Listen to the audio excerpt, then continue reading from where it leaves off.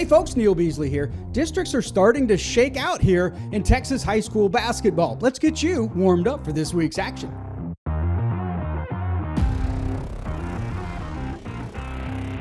We've made the turn in the district schedules, so playoffs are right around the corner. Let's take a look at some key matchups in the lineup. At St.Johns, it always gets intense when the Mavericks host Bel Air Episcopal. The atmosphere is going to be out of this world, as it usually is.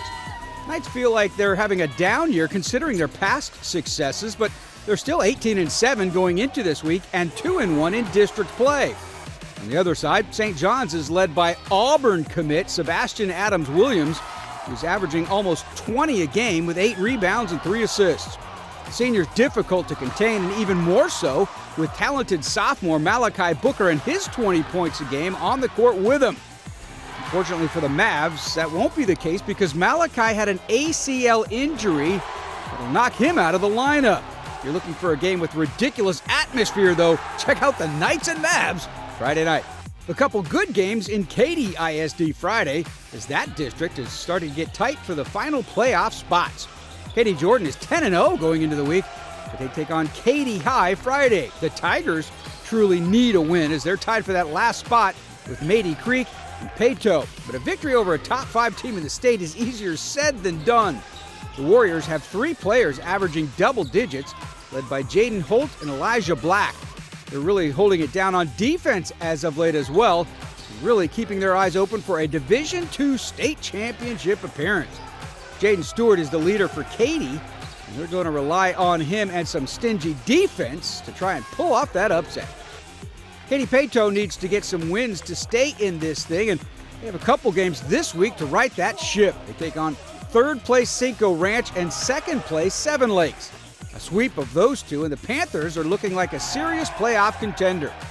Lucas Simmons and Alex Lucane led the way for Peyto, and Lucane actually hit a near half-court buzzer beater to knock off Seven Lakes in an upset earlier this year. So you know he's got the juice when it's money time in the game. Could be a big week for the Panthers. We'll see. The warm-up is brought to you by the Houston area Chevy dealers. Come in and test the all-new Silverado today. And by DQ for treats and eats before and after the game. Also by Parker University. Check out our bachelor's degree in strength and human performance today. We caught up to a big-time athlete from the Houston area in this week's Recruiting Trail. I'm Sebastian Williams Adams. I play power forward, and I'm committed and signed to Auburn University. Just kind of the home environment, most definitely, and definitely a winning culture. I'm one of those players. I love winning. I can't, so just being a part of something that can go out and win championships and has the potential to win championships means a ton to me. Definitely, I want to be a contributor day one. I understand, you got some we have some guys that may be able to come back with the new kind of JUCO ruling, but definitely like Tahad and Jakad, and I know they obviously have the seniority, but I also want to be kind of one of those main factors, one of those big pieces, where we kind of all play off each other. And on the court, you're definitely gonna get a competitor. John Luke's has instilled to me always compete, always to aim for the win.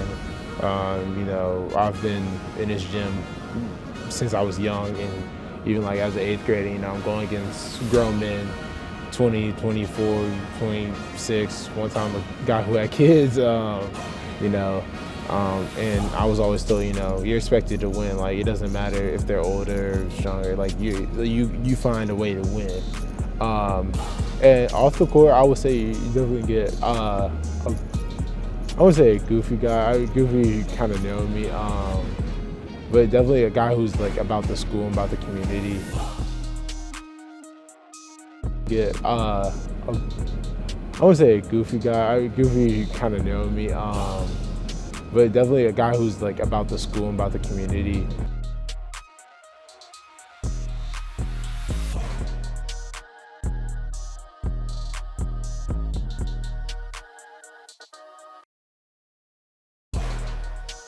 Before I graduate high school, I definitely want to win the SBC championship. And then, I was gonna say up for McDonald's and Gatorade Player of the Year, and God willing, I'll get those too. But you know, I'm just realistically, I just want to win the SBC championship because that does mean a ton to me.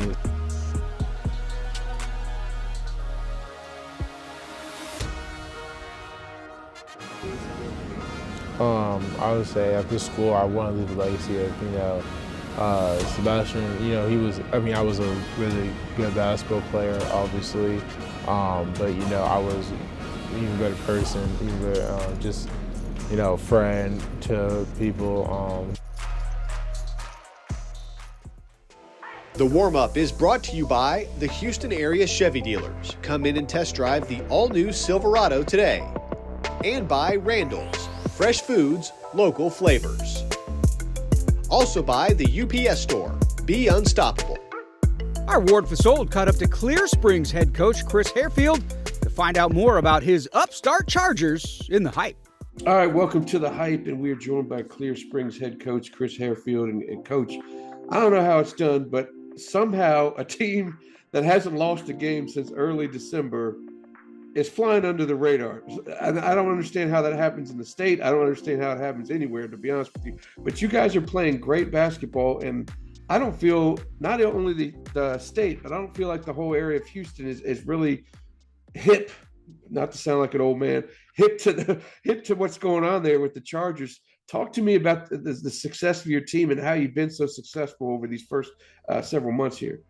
Well, it's, as far as the under radar part, I mean, some instances I can kind of understand it. We were a regional finalist team last year. We graduated 8 seniors, 4 starters.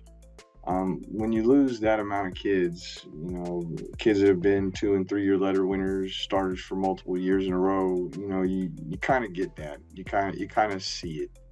But, it's a culture of the program. It's a continuation of that stuff. You get a kid like Izu Imalife, who is the one returning starter from last year's team, who is our rock, who is our foundation.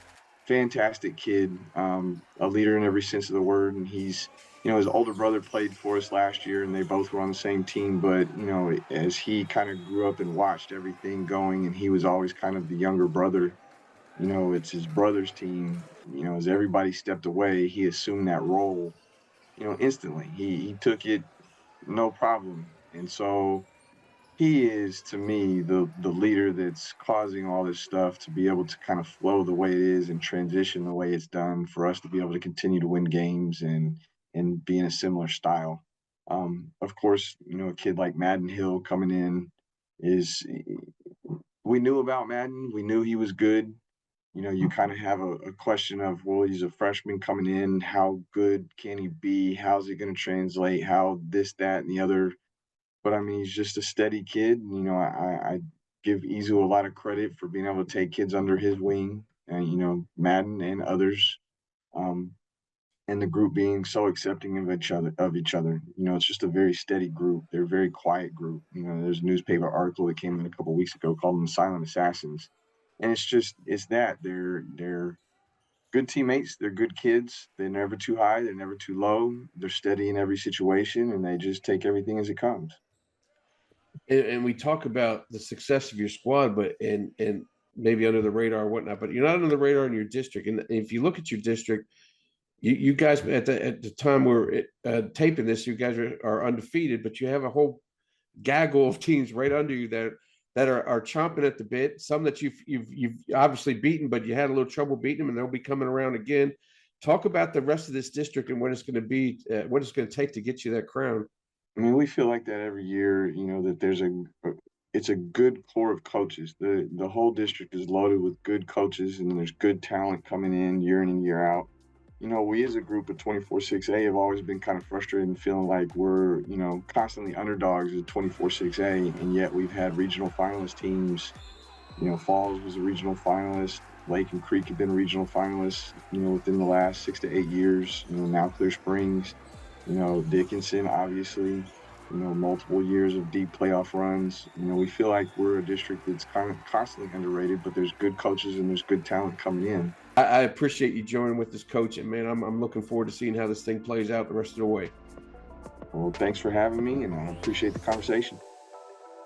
Hey, that'll do it for today's show. Thanks for joining us. There's some great hoops all over the greater Houston area this Friday, so if you can, go check out a game.